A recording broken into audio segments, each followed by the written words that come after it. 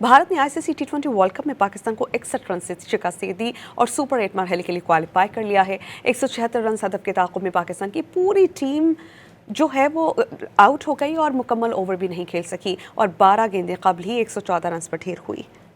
कोलंबो में पाकिस्तान ने टॉस जीतकर भारत को पहले बैटिंग की दावत दी तो सलमान आगा ने अभिषेक शर्मा को पहले ही ओवर में चलता कर दिया। फिर ईशान किशन और तिलक वर्मा ने संभल कर खेला और 28 रन की शराकत लगाई। ईशान किशन ने 40 गेंदों पर 3 छक्कों और 10 चौकों की मदद से 77 रन की शानदार इनिंग्स खेली। तिलक वर्मा 25, सूर्या कुमार यादव 32 और शिवम दुबे ने 27 रन स्कोर किए। आखिर में रिंकू सिंह ने 4 गेंदों पर 11 रन बनाकर भारत का स्कोर 7 विकेटों पर 175 रन तक पहुंचा दिया।